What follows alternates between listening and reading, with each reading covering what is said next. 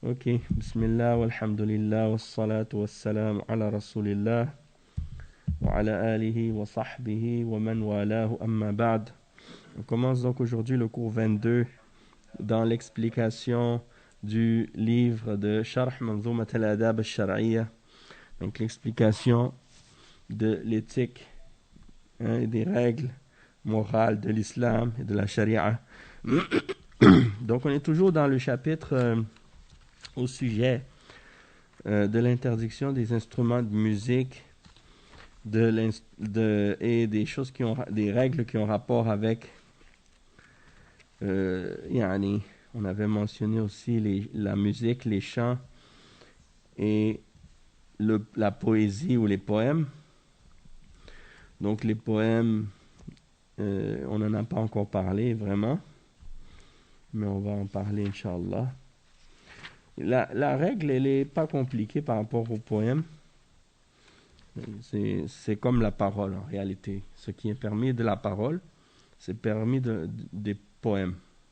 C'est-à-dire, qu'est-ce que tu as le droit de dire en parole? En poésie, c'est permis de le dire.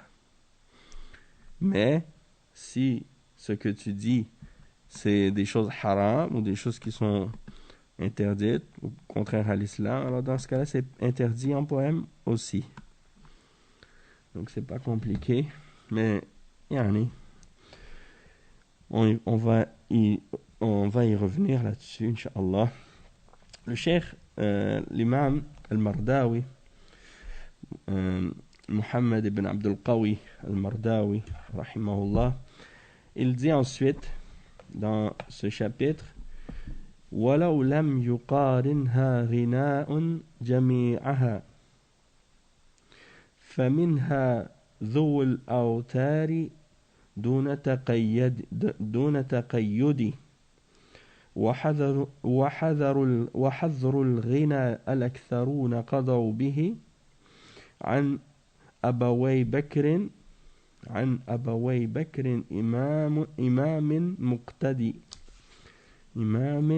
مقتدي. Donc le cheikh, il continue dans l'explication de ce qu'on avait dit au dernier cours par rapport aux instruments de musique.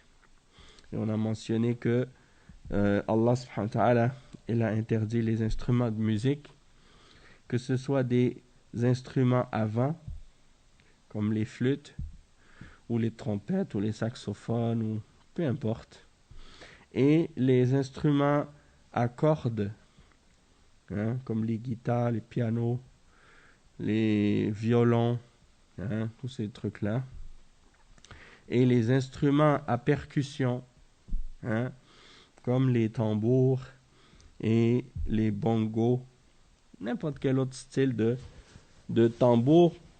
Et la seule chose qui avait été mentionnée comme exception à ce sujet, c'était le douf. On a expliqué que le prophète sallallahu alayhi wa sallam a permis aux femmes d'utiliser le douf, de frapper le douf lors des mariages pour faire savoir aux gens qu'il y a un mariage. Donc les femmes entre elles, dans la fête, elles tapent le douf et puis elles peuvent chanter des chants traditionnels pour annoncer le mariage. Et on a expliqué qu'en dehors de ça, il n'y a rien d'autre comme instrument qui est permis. Donc c'est seulement le douf. Et le douf, on a dit, c'est comme un genre de cerceau avec une peau tendue dessus. Et on le frappe et ça fait un son. Et à condition, comme le cheikh il l'a mentionné, à condition qu'il n'y a pas de cymbales autour. Parce qu'il y a les doufs avec des cymbales dessus. Ouais, c'est comme des petites plaques de métal. Quand tu le frappes, le douf, avec les cymbales, ça fait un petit bruit comme ça. Donc ça, c'est pas permis. Mais s'il n'y a pas de cymbales, c'est permis. Et c'est seulement pour les femmes. Ça veut dire les hommes, ils n'ont pas le droit de taper le douf. C'est seulement pour les femmes entre elles. Ça, on a mentionné. Maintenant, il dit وَلَوْ لَمْ يُقَارِنْهَا غِنَاءٌ جَمِيعَهَا فمنها ذو الأوتار دون تقيد. Donc il dit que ces choses-là sont interdites, même s'il n'y a pas de chants qui sont accompagnés avec cette musique-là. Donc ça veut dire même si c'est de la musique instrumentale, comme ils disent, comme la musique classique. Hein, les koufars ils disent que la musique classique, c'est la musique qui élève l'âme. Hein. Je me rappelle quand j'étais au cégep et les professeurs, j'avais pris un cours de philosophie ou bien un cours de philosophie, ils parlaient de la philosophie de la culture et puis dedans ils disaient il y a les musiques les musiques de la culture élevée et la musique de la culture basse. La culture élevée, elle s'adresse au corps à partir de la taille jusqu'en haut. C'est la musique classique et des choses comme ça. La musique basse, elle s'adresse au corps de la taille jusqu'aux pieds. Et là, il dit ça, c'est les autres musiques, je ne sais pas quoi. Comme s'ils veulent montrer la supériorité de la musique européenne ou la musique classique sur les autres musiques. Et que les autres musiques sont attirent plus ou parlent plus, s'adressent plus au sens bestial de l'être humain. Tandis que la musique classique, c'est plus cérébral. Hein? Ala kulli hal, tout ça, c'est haram. Dans tous les sens. Bon, le chant, on va en parler, Inch'Allah. Mais on va aller, qu'est-ce que Cheikh Al-Fawzan il dit là-dessus. Il dit وَتُتْلَفْ وَلَوْ لَمْ يُقَارِنْ هَذِهِ الْآلَاتِ أَغَانِي لأنها معدة للأغاني فهي أدوات شر فيجب على المحتسبين والولاة والأمراء إتلافها أما إذا كان معها أغان فهذا منكر آخر الغنى سيأتي حكمه وقد يكون الغنى مع الآلات وقد يكون بدون آلات وهذا يأتي حكمه إن شاء الله. Donc le cheikh il explique que ces instruments de musique doivent être détruits, brisés, parce qu'elles sont faites à la base pour être accompagnées de chants. En général, quand les gens font de la musique, c'est pour être accompagnés de chants. Mais le cheikh il dit même s'ils ne sont pas accompagnés de chants, c'est quand même haram et il faut les briser. Il faut les détruire, ces instruments-là. Parce que ce sont des instruments qui amènent du mal, qui éloignent du rappel d'Allah et qui appellent à la perversité. Hein? Donc, il est obligatoire pour les gens qui sont dans Al-Hisba, Al-Muhtasibin. Al-Hisba, ça veut dire quoi? Ça veut dire le fait d'ordonner le bien et d'interdire le mal. Et comme j'ai expliqué au dernier cours et dans les cours précédents, dans les pays musulmans, dans le passé, il y avait qu'est-ce qu'on appelle Al-Hisba.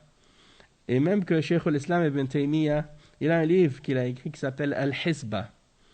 Et Al-Hisba, ça veut dire quoi? Ça veut dire le fait d'ordonner le bien et d'interdire le mal. Et c'est en général des gens que le dirigeant a chargé d'ordonner le bien et d'interdire le mal dans la société. Donc c'est comme une genre de police, Al-Hisba. C'est comme une genre de police. Et eux, ils ont une autorité légale que le dirigeant leur donne pour travailler en collaboration avec les policiers dans le but d'ordonner le bien et d'interdire le mal dans la société. Et ça, il y en avait une police comme ça en Arabie Saoudite et elle ordonne les gens, par exemple, quand c'est l'heure de la salat, de fermer les magasins. Et ceux qui retardent dans la fermeture des magasins, ils leur donnent des amendes ou des choses comme ça. Ils cherchent dans la société s'il y a des gens qui organisent des crimes, organisent des péchés, des choses haram, de l'alcool, de la prostitution, ou bien des choses mauvaises. Eux, ils viennent, ils enlèvent ça. Si des magasins qui vendent des choses qui sont interdites, il vient dans les marchés, il regarde, il vérifie toutes les choses pour qu'il n'y a rien qui soit haram.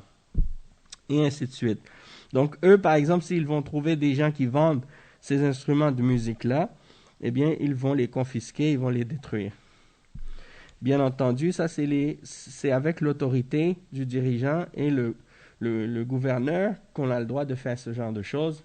Parce que sinon, comme on l'a expliqué au dernier cours, si quelqu'un se donnait à lui-même l'autorité de faire ça sans avoir disons, de pouvoir pour le faire, ça risquerait de dégénérer en quelque chose de pas bien, tu vois. Ça risque de créer plus de problèmes. Et le cheikh, il explique ensuite que s'il y a de la musique, s'il y a des chants qui accompagnent cette musique, alors dans ce cas-là, c'est un autre mal. C'est un autre mal. Parce que en arabe, même le mot musiqa, ça vient pas de l'arabe. C'est un mot étranger. Et le mot rina, c'est le mot qui est utilisé pour le chant. Le rina. D'accord? Et donc, al-rina'u, c'est le chant. Et il dit, le jugement ou le verdict à propos du chant, ça, il va venir, on va en parler plus tard. Hein? Donc, c'est possible que le chant soit accompagné d'instruments de musique, et c'est possible que le chant soit sans instrument de musique, et ça, on va en parler plus tard. Donc, le jugement, le cheikh, il va expliquer ça dans les points qui vont suivre. Il dit ensuite وحظر الغنى الأكثرون قضوا به وعن أبوي بكر إمام مقتدي إباحته لا كرهه وأباحه الإمام أبو يعلى مع الكره فأنشدي. Donc ici il explique maintenant le fait que la majorité des ulama ils ont interdit, ils ont jugé et décrété que la musique c'est haram. Bon, c'est là qu'il va parler de ça. Il dit, Cheikh Al-Fawzan rahimahullah, hafidhahullah, il dit تقدم قول الناظم وشرحه في موضوع آلات اللهو وما يلحق بها والآن انتقل إلى حكم الغناء. Donc c'est maintenant qu'il va parler du chant. C'est quoi le jugement? وذكر أن بعض الحنابلة لهم فيه 3 أقوال. القول الأول تحريمه مطلقا لأنه لهو وفيه شغل عن ذكر الله عز وجل لقوله تعالى ومن الناس من يشتري لهو الحديث ليضل عن سبيل الله وهو الحديث ولهو الحديث هو الغناء فقد فسرت الآية بأن المراد به الغناء وأن من الناس من يأخذه بدلا من القرآن ويتلهى به ويتلذذ به وينشغل به فتوعدهم الله بالعذاب فبشره بعذاب أليم. Donc le cheikh il explique que on a expliqué maintenant on a expliqué dans les versets, dans les vers de poésie précédents au sujet de la musique et des instruments de musique. On a parlé des instruments de musique et ce qui est relié aux instruments de musique, des péchés qui l'accompagnent. Parce qu'en général, les gens, quand ils sont dans un endroit où il y a de la musique, eh bien, il y a beaucoup d'autres péchés qui accompagnent cette chose-là. Parce que regardez par exemple dans les bars, les discothèques ou les endroits où il y a de la musique. Les gens, ils font quoi? Ils font des péchés. Hein? Ils se réunissent pourquoi? Pour faire des péchés, subhanallah. Et dans certains milieux, c'est pire que dans d'autres. Dans certains endroits, c'est pire que d'autres. Et dans certaines musiques, c'est pire que d'autres. Dans certains contextes, c'est pire que d'autres. Allah al-musta'an. Des fois, dans certaines traditions, certaines cultures, Yani, leur danse, c'est presque, on dirait, de l'obscénité. Hein? C'est de l'obscénité directe. Obscénité. Obscène, quelque chose qui ressemble à de la débauche, qui ressemble à de la perversité. Ala kulli hal, le cheikh, il dit, en ce qui concerne le chant, maintenant il va parler du jugement à propos du chant. Il dit qu'il y en a des Hanabila, c'est-à-dire il y a des savants du Madhab al-Hanbali. Ils ont mentionné 3 positions à propos du chant. D'accord? La première position qu'ils ont mentionnée, ceux qui disent que c'est complètement haram. Ça, c'est la première position. Eux, cette catégorie, ces savants-là, eux, ils disent c'est complètement haram. Parce que ça rentre dans Allahu. Allahu. Allahu, ça veut dire quoi? C'est-à-dire la distraction, le divertissement, les choses futiles. D'accord? Et c'est quelque chose qui va distraire les gens et les éloigner du rappel d'Allah. Et il se base, pour interdire ça, sur le verset 6 dans Surat Luqman. Donc, je vais vous lire la traduction de ce verset.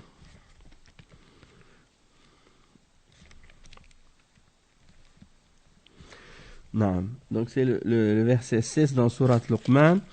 Dans ce verset-là, Allah subhanahu wa ta'ala, il dit ce qui signifie, ou bien on va lire le verset au complet. وَمِنَ النَّاسِ مَنْ يَشْتَرِي لَهْوَ الْحَدِيثِ لِيُضِلَّ عَنْ سَبِيلِ اللَّهِ بِغَيْرِ عِلْمٍ وَيَتَّخِذَهَا هُزُوًا أُولَٰئِكَ لَهُمْ عَذَابٌ مُهِينٌ. Subhanallah.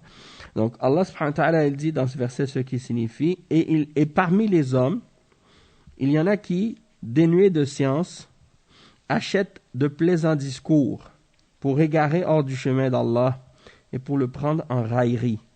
Ceux-là subiront un châtiment avilissant, un châtiment humiliant. Donc, le terme qui est employé dans ce hadith, c'est lahwa al-hadith. Donc, des paroles futiles, des propos futiles.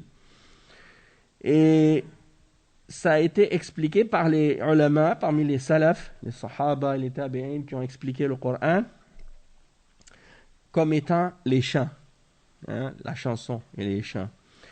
Et il y en a parmi les gens qui prennent les chants justement comme une alternative au Coran pour se distraire. Et ils recherchent du plaisir là-dedans, en écoutant de la musique, et ils sont distraits par ces choses-là. Alors Allah subhanahu wa ta'ala les a menacés d'un châtiment. فَبَشِّرْهُ بِعَذَابٍ أَلِيمٍ. Et la musique et les chants, ça donne une atmosphère dans les places où tu vas. Si tu trouves qu'il n'y a pas de musique, c'est pas la même atmosphère que quand il y a de la musique. C'est pour ça que les koufars, par exemple, quand c'est le temps des fêtes, comme maintenant, tu vas dans les magasins, ils mettent les musiques de Noël. Pourquoi? Pour que les gens soient dans l'atmosphère de Noël. Et donc, ils vont être plus joyeux, ils vont penser à acheter plus de choses, ils ont envie de dépenser plus d'argent, et ainsi de suite. Et sinon, dans d'autres contextes, tu regardes par exemple les koufars quand ils font un film, ils mettent toujours de la musique dans le film. C'est rare que tu vas jamais voir un film qui n'a pas de musique dedans. Même un film d'horreur, quand les koufars ils font des films d'horreur, dans les scènes où il y a des choses qui vont être très épeurantes, ils mettent toujours une musique qui accompagne la scène pour montrer qu'il y a quelque chose de dangereux qui va arriver. Donc, ça veut dire en réalité que la musique, ça a un lien sur les émotions, ça a un lien sur les sentiments. Ça a un effet sur ça. J'avais lu dans un livre, justement, des ulama qui expliquaient l'interdiction de la musique et disaient comment certains, ils savaient comment manipuler les émotions des gens juste avec de la musique. Il pouvaient jouer certains sons et les gens commençaient à pleurer. Il faisait jouer certains sons et les gens commençaient à rire. Hein?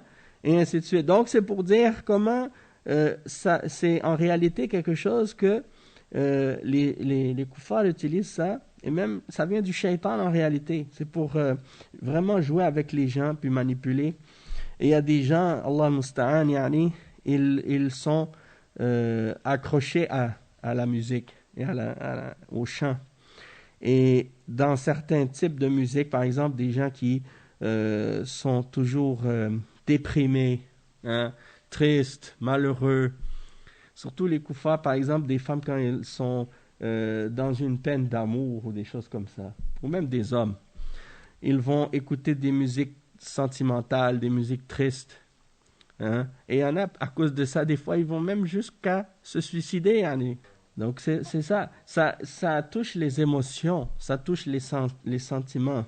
Et donc, c'est pour ça que il faut vraiment s'écarter de ces choses-là aussi. Parce que, justement, c'est une preuve supplémentaire qui montre le danger et le mal qu'il y a là-dedans. C'est le shaitan qui joue avec les sentiments et les émotions des gens à propos de ces choses-là. نعم فبشره بعذاب أليم. Allah les a menacés d'un châtiment avilissant. نعم. Donc ceux qui disent parmi les ulama que le chant c'est haram de façon absolue, ils ont mentionné ça comme preuve. Et il y a d'autres arguments aussi, mais le cheikh il n'a pas mentionné toutes les preuves. Ala kulli hal, on va voir la deuxième position maintenant. Parce qu'il dit إباحته لا كرهه وأباحه الإمام أبو يعلى مع الكره فأنشدي. Donc la deuxième position c'est أنه مباح من غير كراهة كما هو قول أبوي بكر. يعني المراد بهما يعني أبو بكر الخلال صاحب الجامع المشهور وهو الذي جمع مسائل الإمام أحمد وفتاواه في مجموع ضخم يقال له جامع الخلال إلا أنه ضاع ولا يوجد منه إلا قطعة يسيرة ولو وجد لكان فيه علم غزير لكن لعل الله أن ييسره ويرده ليستفاد منه. وكذلك تلميذه أبو بكر عبد السلام المسمى بغلام الخلال وهو تلميذه الخاص ولذلك سمي غلام الخلال بأنه مملوك له من شدة ملازمته له وأخذه عنه. فأبو بكر الخلال وأبو بكر غلام الخلال قال بأنه مباح من غير كراهة. Donc ici le cheikh il dit que il y a d'autres ulama du madhab qui ont dit que c'était permis sans que ce soit détestable du tout. Et c'est des paroles qui sont rapportées par les deux Abu Bakr, deux savants qui s'appelaient Abu Bakr. Le premier c'est Abu Bakr al-Khallal qui était un des compagnons de l'imam Ahmad ibn Hanbal.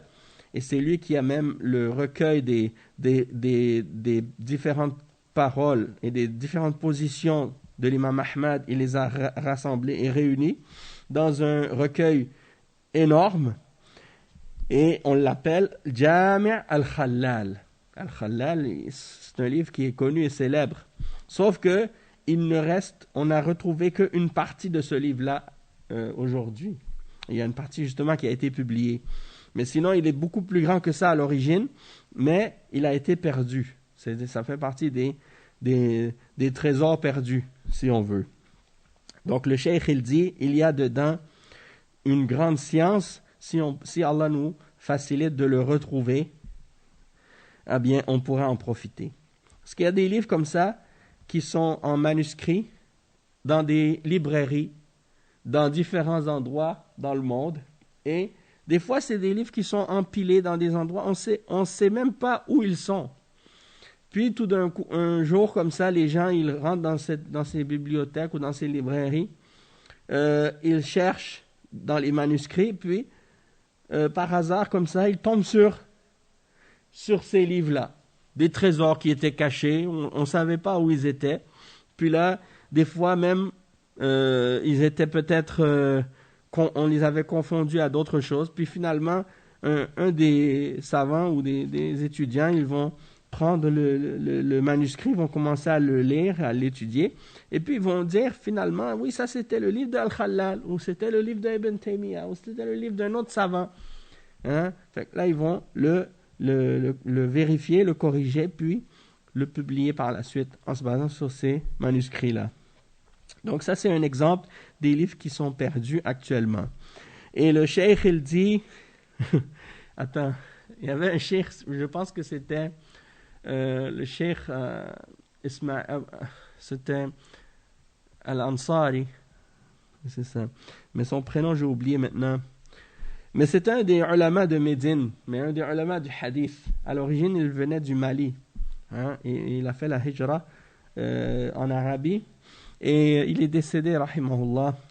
Et ce grand cheikh Al-Ansari, il avait un livre, il avait un calepin dans lequel il avait écrit des titres de livres.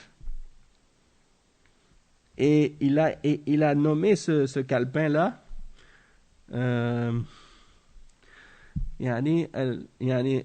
c'est comme le sens du livre, parce que je ne me rappelle plus le titre exact, mais ça disait As-Sa'il al-Lu'ab, Kitab Qa'imat al-Kutub As-Sa'il al-Lu'ab, ou quelque chose comme ça, en voulant dire ça c'est la liste des livres qui font couler la bave. Qui font couler la bave, parce que c'est-à-dire qu'ils désireraient avoir ces livres-là, mais on ne les trouve pas. D'accord? C'est en voulant dire, ça met l'eau à la bouche. C'est des livres qu'on aimerait trouver. Alors, parce que, en tout cas, c'est une longue histoire, je ne vais pas raconter tout ça, mais c'est juste pour vous dire, qu'il y a des manuscrits comme ça qui sont perdus, et quand des ulama les retrouvent, c'est comme si, pour eux, c'est un grand jour pour eux, ils sont très heureux de ça, parce que c'est des trésors de science. Après, il dit que Al-Khallal, Abu Bakr Al-Khallal, il avait un élève qui s'appelle Abu Bakr Abdul Aziz. Et on l'appelait Ghulam Al-Khallal. C'est-à-dire, Ghulam, c'est souvent un terme qu'on utilise pour dire, par exemple, quand quelqu'un est un esclave, un garçon, un esclave, on l'appelle Ghulam. Parce que c'est comme, c'est son servant ou son esclave. Donc lui, ce cheikh, Abu Bakr Abdul Aziz, on l'appelait Ghulam Al-Khallal, tellement qu'il était avec le cheikh Abu Bakr Al-Khallal, qu'ils l'ont appelé Ghulam Al-Khallal. Comme si c'était son esclave, à quel point il était tout le temps en sa compagnie, en train d'étudier avec lui. Et lui aussi, il a un livre, et dans ce livre-là, il a expliqué que c'était permis les chants, et que c'était pas détestable. Al-Qawl al-Thalith, la troisième position, ما ذهب إليه الإمام أبو يعلى شيخ المذهب إلى أنه مكروه كراهة تنزيه، وهذا كله في الغنى المجرد الذي هو مجرد صوت فقط. أما إذا كان معه آلات لهو ومزامير أو كان يشتمل على المجون والتشبيب بالنساء كما هو الموجود الآن في الإذاعات عند المطربين، فهذا لا أحد يقول بإباحته ممن يعتدى بقوله، فهو محرم. وكذلك إذا كان فيه هجاء يعني ذم لأحد من المسلمين أو فيه مدح كاذب، فلا شك أنه في هذه الأحوال محرم عند الجميع. فإذا كان فيه تطريب ووصف للنساء والخدود والقدود والعشق والغرام كما هو الموجود الآن في الإذاعات عند المطربين والمطربات، هذا لا شك في تحريمه لما يشتمل عليه من الشر العظيم والفتنة الكبيرة.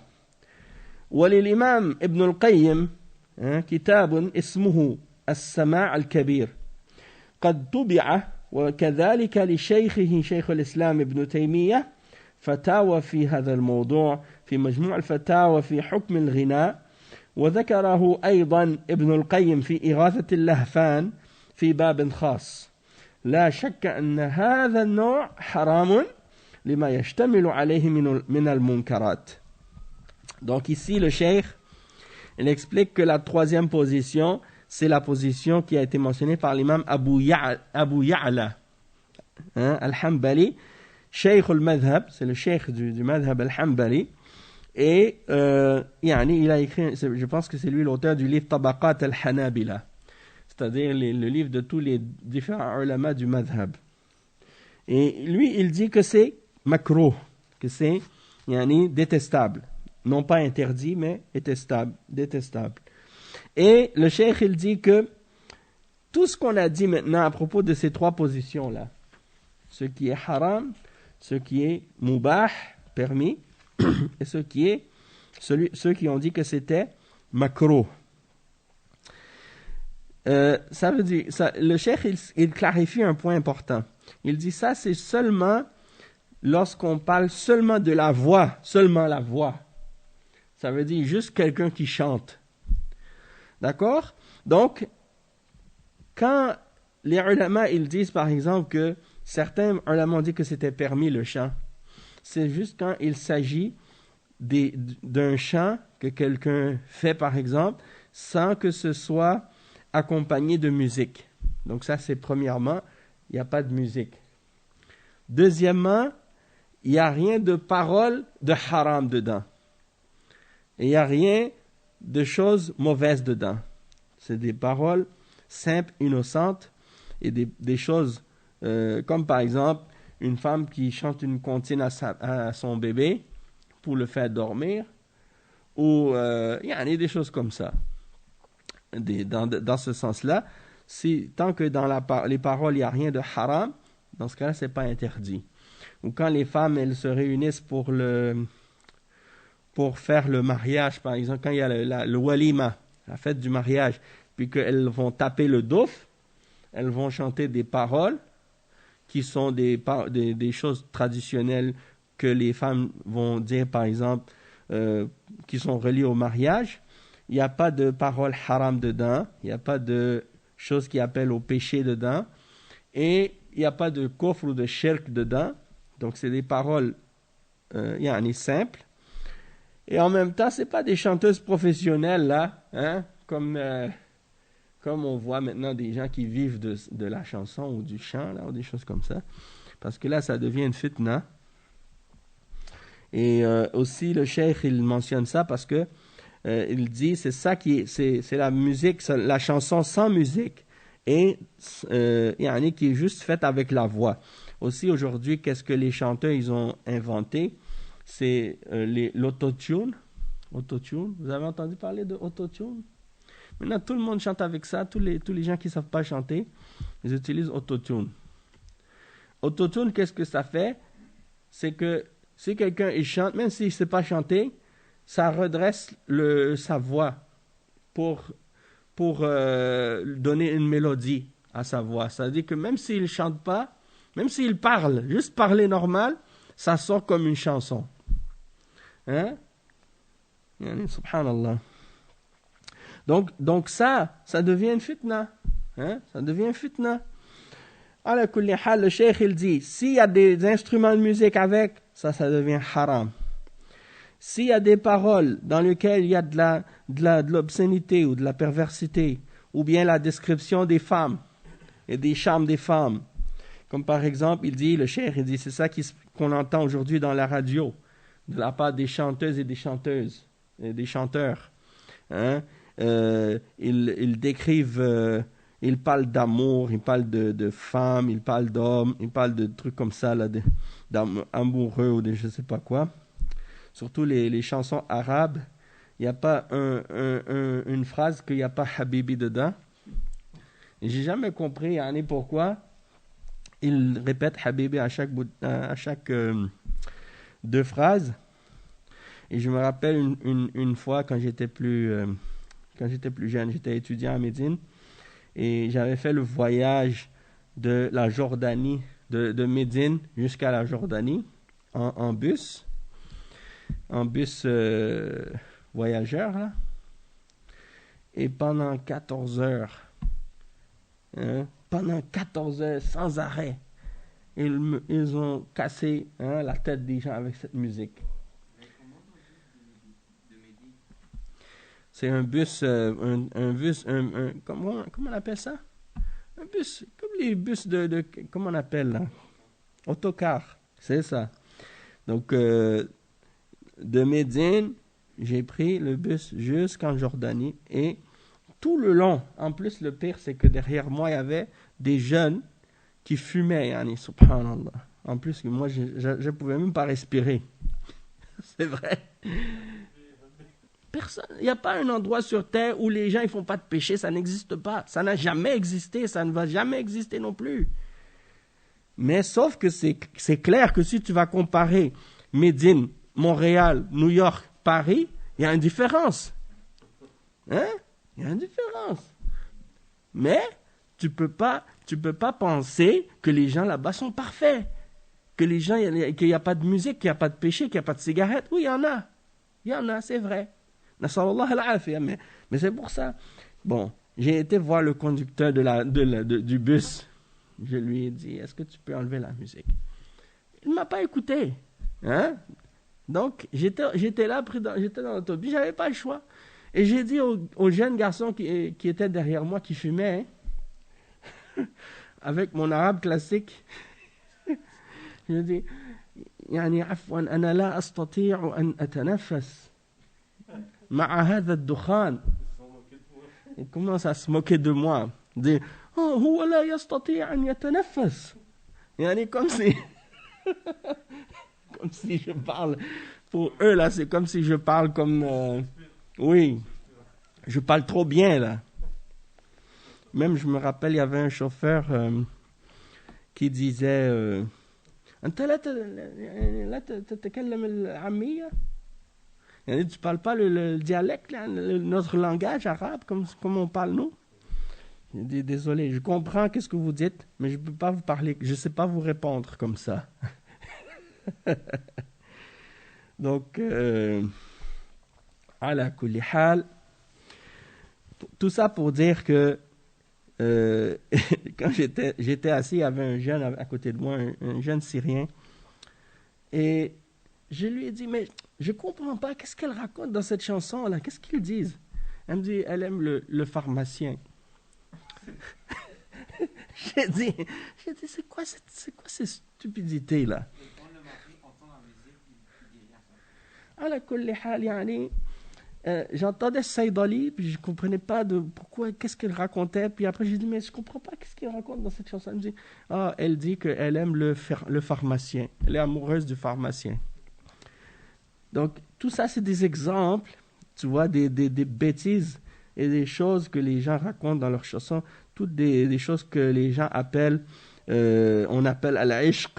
Al-ishq, c'est-à-dire l'amour passionnel, entre l'homme et la femme ou des choses de ce genre, la description de la beauté de la femme, de ses charmes ou des choses de ce genre. Tout ça, ça rend les chants haram. Si c'est des paroles de ce genre, ça devient haram. Ou bien si c'est des paroles dans lesquelles il y a, qu'est-ce qu'on appelle en arabe, al-hija. Al-hija, c'est quoi? C'est comme le fait de vouloir dénigrer quelqu'un ou blâmer quelqu'un, mais en chanson ou en poème. Les Arabes, ils faisaient beaucoup ça. Pour attaquer quelqu'un, ils lui faisaient un poème sur lui, puis ils disaient dans ce poème-là tous ses défauts, puis ses affaires, des affaires mauvaises pour le rabaisser. Un peu comme dans le rap aujourd'hui, comme quand les rappeurs ils s'insultent les uns les autres.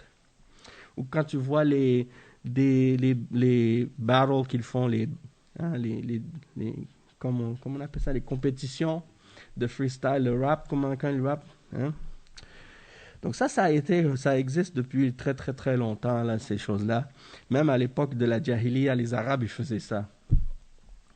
Mais ça, c'est pas permis. Si c'est pour rabaisser un musulman ou dire du mal d'un musulman, ou bien le contraire aussi.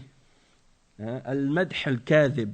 C'est-à-dire tu vas glorifier quelqu'un, mais de façon exagérée et mensongère.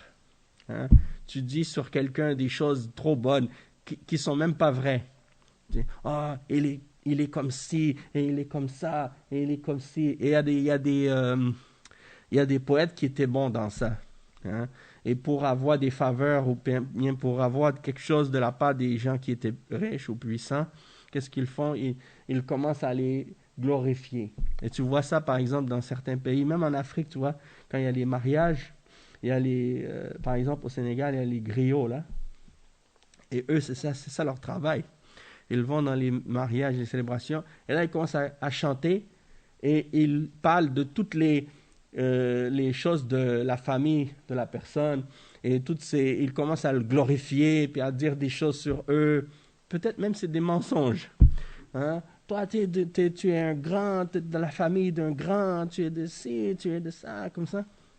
Et là, les autres, la famille, ils viennent avec un sac avec de l'argent.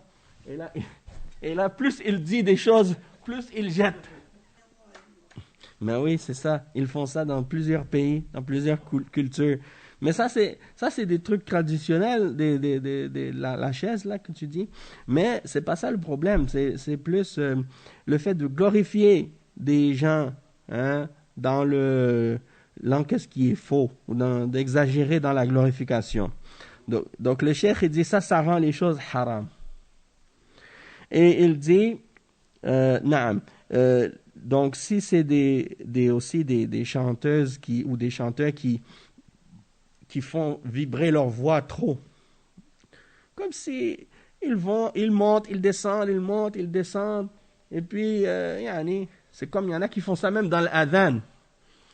Ils font l'adhan exagéré, ils chantent dans l'adhan même. Quand ils font l'adhan, et puis ça dure comme ça pendant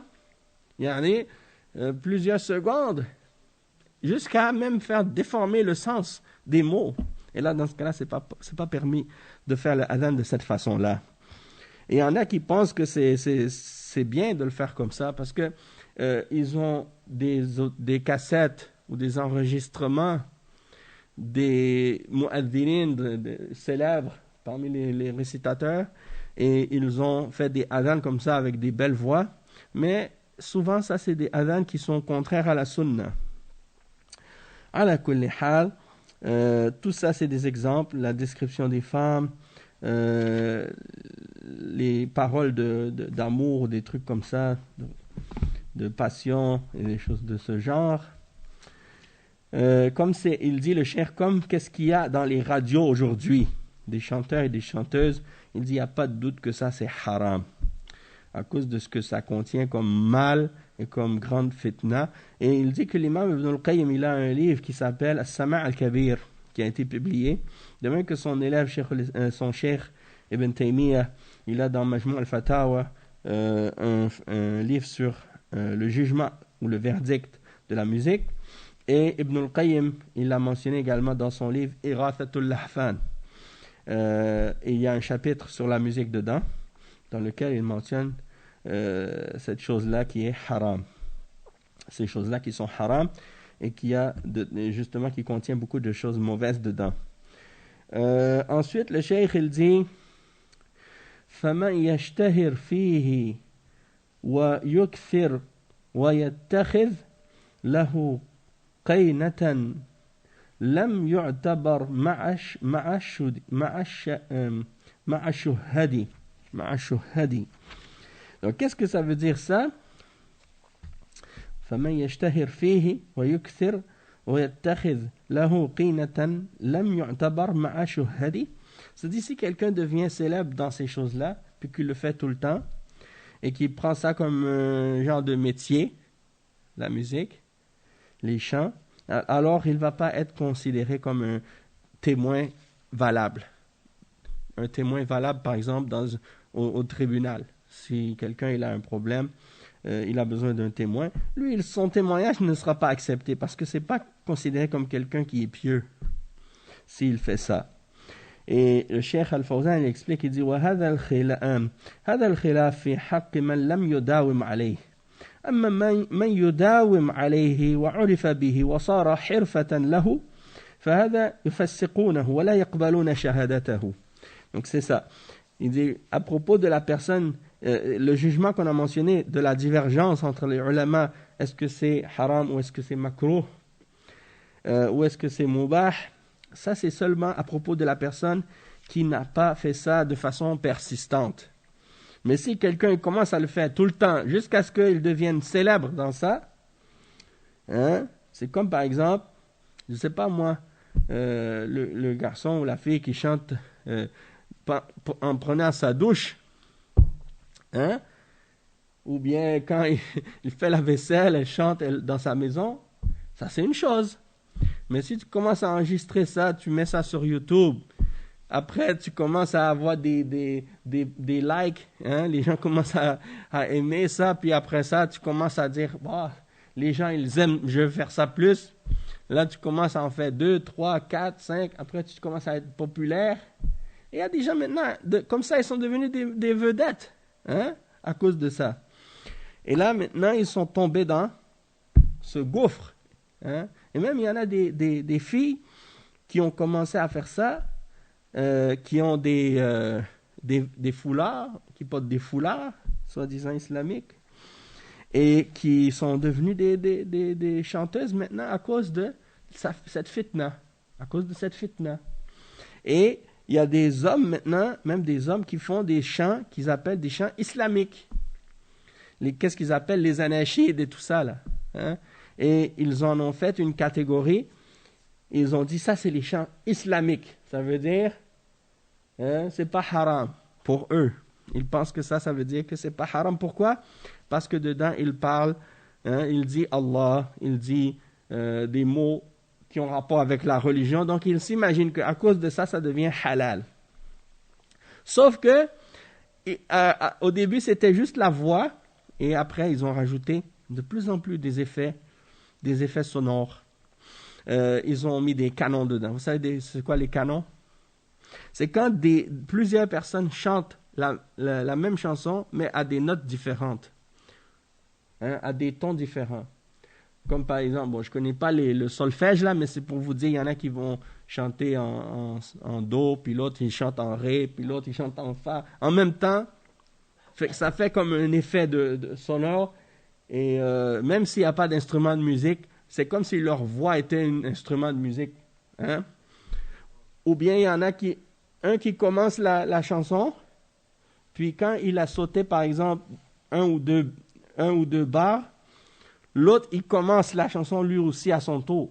Donc, ça fait comme un genre de décalage, mais ils se suivent. Tu vois? Ou bien, il y en a d'autres, qu'est-ce qu'ils font maintenant? Ils ont rajouté de la musique.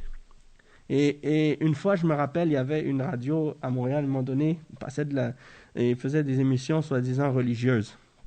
Et ils invitaient des gens pour parler. Puis, entre les pauses, hein, entre les paroles, ils mettaient une pause musicale. Donc, ils mettaient des anashids.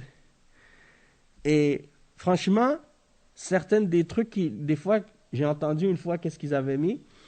Et je ne pouvais pas savoir si c'était Michael Jackson ou bien si c'était un truc d'anashid. Parce que leur chanson, maintenant, c'est la même chose que qu'est-ce que les musiciens, les koufars, ils font comme musique populaire. C'est exactement la même chose. Mais la seule chose, c'est qu'ils l'appellent islamique. Avec les instruments, avec la musique et tout. Ils font des spectacles même. Et quand ils font les Ikhwan, ils font leur grande convention là, chaque année aux États-Unis et à Toronto. Ils font des grosses conventions comme ça. Et bien, même en France, en France, il y avait un truc qui s'appelait le Bourget aussi. C'est à peu près le même style. Ça, c'est les Ikhwan qui sont derrière ça. Et qu'est-ce qu'ils font? Ils font des spectacles de chant de certains groupes, soi-disant de chants islamiques. Et à la fin, ils font des signatures d'autographes. Hein? Les filles, elles viennent pour se faire signer leur photo de ces chanteurs soi-disant islamiques. Donc, ça devient comme une blague en réalité. Ça devient quelque chose vraiment clairement haram. Et il y a des filles aussi qui font ces trucs-là. Et même, ils font maintenant du rap islamique. Hein? Le rap islamique. Donc, Allah musta'an. Tout ça pour dire que il y a aussi, qu'est-ce qu'ils appellent le slam. Le slam, c'est comme de la poésie, il n'y a pas de musique. C'est des paroles. Mais aussi, quand tu écoutes qu'est-ce qu'ils racontent comme paroles dans ces slams, beaucoup d'entre eux, c'est des paroles stupides qu'ils disent n'importe quoi, ou bien ils vont juste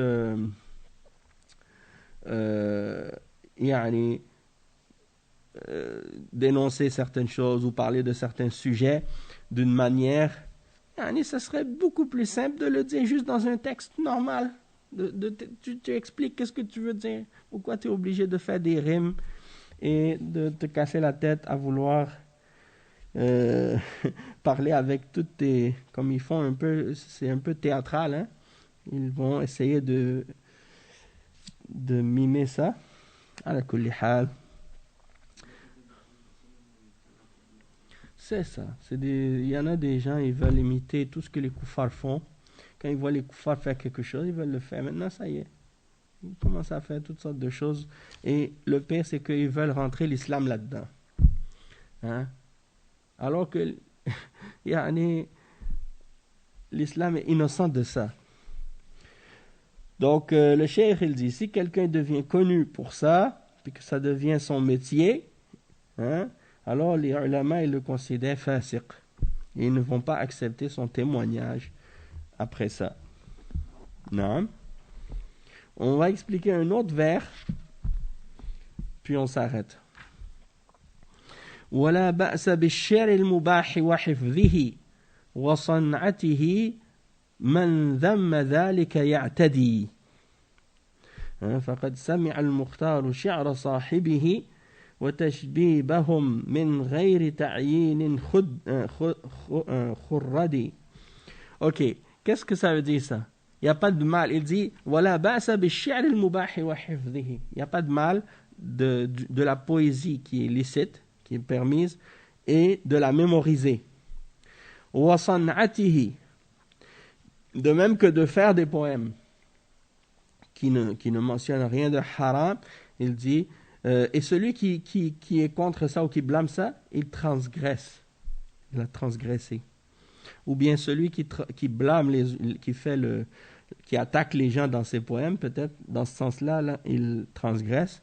Cheikh Al-Fawzan, il explique, il dit, الشعر النزيه المفيد لا بأس به وهو الذي يشتمل على اللغة العربية وعلى الأمثال والحكم والفوائد وقد قال صلى الله عليه وسلم إن من الشعر لحكمة وإن من البيان لسحرة يعني وكان يستمع إلى الشعراء وكان استمع إلى حسان واستمع إلى كعب بن زهير واستمع للخنساء وكان يستمع إلى الشعر الجيد ويقول إن من الشعر لحكمة وهو الشعر الذي فيه فائدة إما من ناحية اللغة كالشعر الجاهلي الذي فيه ضبط اللغة أو فيه حكم أو فيه تاريخ الوقائع فلا بأس به ولا بأس من أن يكون الإنسان شاعرا ولا بأس أن يستمع ولا بأس أن يحفظ فالذي ليس عنده حفظ من الأشعار الجيدة لا يكون عنده قدرة ولا وملكة على الكلام وعلى الشواهد وعلى اللغة وكان الأئمة يحفظون الأشعار الكثيرة ويحفظون عشرات الآلاف من الأبيات من الشعر العرب الجيد. Donc le cheikh il dit le poème qui est propre, qui est bénéfique, il n'y a pas de mal à ça. C'est-à-dire les poèmes dans lesquels il y a des choses bénéfiques pour la langue arabe. dans lequel il y a des proverbes ou des paraboles, des choses bénéfiques. Le prophète sallallahu alayhi wa sallam, il dit dans le hadith qui est rapporté par Abu Daoud et également Al-Bukhari l'a rapporté aussi. Il dit, la deuxième partie du hadith, elle l'a rapporté par Al-Bukhari, Inna min ash-shi'r la hikma, c'est-à-dire dans certaines formes de poèmes, il y a de la sagesse. Et il a dit Inna min al-bayan la sihra, une certaine forme d'expression ou de clarification ou d'explication sont une forme de sorcellerie. Il y en a qui, la façon quand ils parlent, c'est presque magique ou envoûtant, hein, comment ils parlent. Donc, le prophète sallallahu alayhi wa sallam, le cheikh dit, il entendait des poèmes. Il y avait même un poète, parmi les poètes musulmans, Hassan ibn Thabit. Et lui, qu'est-ce qu'il faisait? Quand les mouchrikines faisaient des poèmes contre le prophète Mohammed sallallahu alayhi wa sallam et contre l'islam, eh bien, lui, Hassan, il écrivait des poèmes pour réfuter les mouchrikines et les kuffars, et pour défendre l'islam, et pour défendre le prophète sallallahu alayhi wa sallam et la religion d'Allah. Donc, c'était Hassan ibn Thabit. Et aussi Ka'b ibn Zuhair, et d'autres également qu'il a entendus comme Al-Khansa. Et il dit que il écoutait donc les bons poèmes, il disait dans la poésie, il y a une sagesse. Donc ça c'est le poème dans lequel il y a un bienfait, il y a quelque chose de bénéfique. Soit sur le plan de la langue arabe, comme par exemple, les savants, ils récitent souvent comme exemple les poèmes de la période pré-islamique. Pourquoi? Parce que dans ces poèmes de la période pré-islamique, il y a des éléments qui établissent des règles par rapport à la langue arabe. Et pour connaître justement la signification des mots, ou bien l'utilisation de certains termes, ou bien l'application de certaines règles de grammaire et des choses de ce genre. Donc quand tu vas étudier la grammaire, beaucoup de savants, ils vont citer des poèmes ou des vers de poésie pré-islamique justement pour établir la preuve de certaines règles dans la grammaire. Donc, il est important donc de connaître certaines de ces règles-là, et il dit, et de mémoriser donc ces poèmes-là, il n'y a pas de mal à ça, et il dit que même que si quelqu'un n'a pas mémorisé quelque chose de ces bons poèmes-là, eh bien, il n'aura pas de maîtrise de la langue arabe, hein, s'il ne connaît pas les vers et les poésies dans lesquelles il y a justement les références par rapport aux règles de grammaire et ainsi de suite. Et il y a des imams de la religion, ils mémorisaient des milliers de vers, de vers de poésie au sujet de la langue arabe, et c'est des poèmes dans lesquels il y a soit des règles de langue arabe, soit des paraboles ou des proverbes, soit des événements historiques qui se sont produits, qui ont été versifiés, et ainsi de suite. Donc ça, il n'y a pas de mal à ça. Et il dit وَأَمَّا الشِّعْرَ الْمُحَرَّمْ كَالْهِجَاءِ وَالْمَدْحِ الْكَاذِبِ هذا لا يستجيدونه ولا يرغبون فيه والشعر الماجن الذي فيه الغزل والمجون هذا لا يستجيدونه ولا يستمعون إليه وإنما الغزل الخفيف الذي ليس فيه فتنة كالشعراء يبدأون قصائدهم بالتغزل البريء الذي ليس فيه فتنة فهذا شيء يتخذونه تحسينا للشعر أو للقصيدة ثم يدخلون على الموضوع الذي يريدونه مثل لامية كعب بن زهير يعني وقد بدأها بشيء من الغزل واستمع إليه الرسول صلى الله عليه وسلم وليس فيه محذور. Donc il dit le cheikh que tandis que le poème qui est haram, c'est le poème dans lequel il y a des attaques contre les personnes et des insultes ou des dénigrements contre des musulmans, ou bien la glorification mensongère de quelqu'un. Il dit donc ça, ce ne sont pas des choses qui sont bonnes. Et ce n'est pas des choses qu'il faut écouter. De même que les poèmes pervers dans lesquels il y a des descriptions des femmes ou des paroles au sujet de les relations entre l'homme et la femme et des choses de ce genre. Donc ça, c'est des choses qui ne sont pas pudiques ou dans lesquelles il y a des choses obscènes. Donc ça il ne l'écoute pas. Il ne faut pas l'écouter, il ne faut pas permettre ça. Il dit la seule chose qu'il permette, c'est qu'est-ce qu'on appelle al-ghazal al-khafif. Et il explique qu'est-ce que ça veut dire. Il dit c'est que dans la tradition des Arabes, dans la poésie, quand ils parlent d'un sujet, ils vont toujours commencer par quelques vers au début, comme une introduction d'un sujet. Ils commencent par une forme de ghazal. Le ghazal, c'est quoi? C'est quand quelqu'un il fait un poème, il parle comme s'il va parler d'amour ou comme s'il va parler d'une femme, mais sans rentrer dans les détails, puis de façon innocente.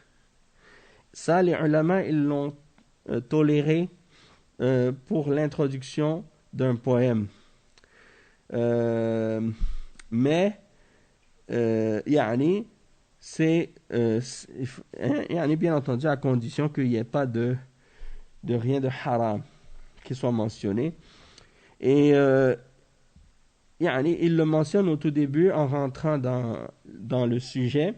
Avant de rentrer dans le sujet, il mentionne quelque chose sur le ghazal, puis après ça, il rentre dans le poème ou le sujet qu'ils veulent mentionner, comme Ka'b ibn Zuhair, lorsqu'il a commencé son poème, il a commencé avec un petit peu de ghazal, puis après ça, il a parlé d'autres sujets, et le prophète sallallahu alayhi wa sallam l'a entendu, et il a écouté le poème, et il n'y avait pas rien de mauvais dedans. Donc, même ce livre qu'on est en train de lire, Manzumat al-Adab, c'est en poésie. C'est en forme de poésie. Donc il dit فَقَدْ سَمِعَ الْمُخْتَارُ شِعْرَ صَاحِبِهِ. Bon, on va s'arrêter ici. On va lire la suite la semaine prochaine où il mentionne comment le prophète sallallahu alayhi wa sallam a écouté le poème de certains d'entre les sahaba et qu'est-ce qu'il a dit à ce sujet-là. Donc on va s'arrêter ici pour aujourd'hui, Inch'Allah.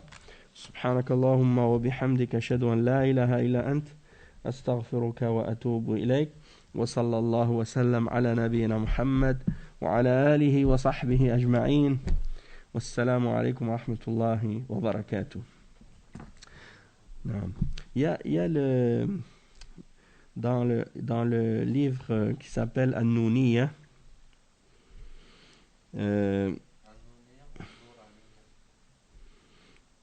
non, An-Nuniyya.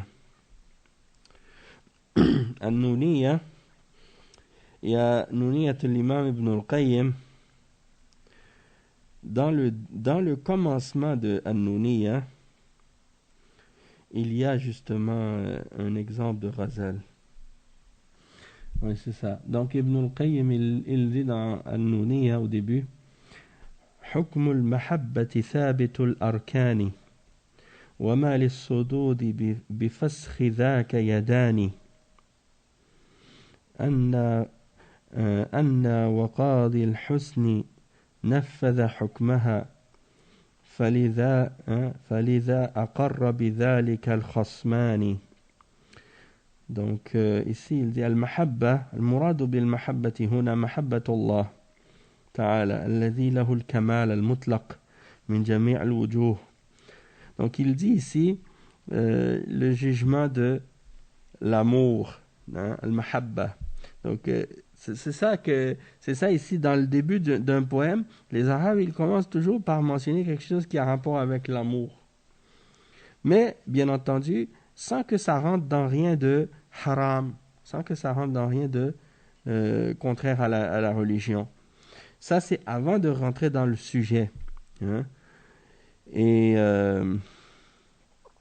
après, il commence le sujet comme ça. Et yani, c'est innocent comme on dit.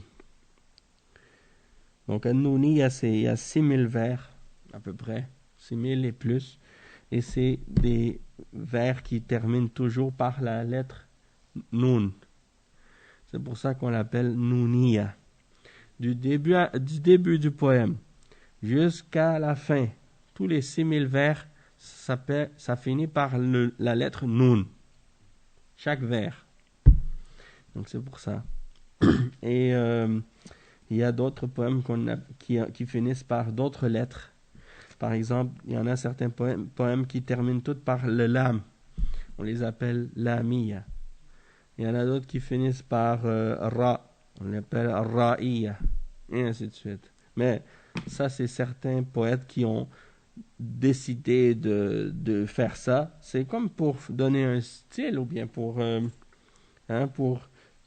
comme si pour montrer leur maîtrise de la langue. Mais c'est pas nécessaire pour que ce soit un poème que ça finisse toujours par la même lettre. Mais c'est juste certains poètes qui ont fait ça pour une raison, Allahu alam. Mais je suis pas spécialiste de poèmes ou de poésie arabe, mais c'est des choses que j'ai vues et que j'ai lues et que j'ai entendues aussi. Non, bien sûr. En tout cas, c'est quelque chose que j'aime beaucoup. Si je pouvais un jour écrire de la poésie en arabe, ça me ferait bien plaisir. Des-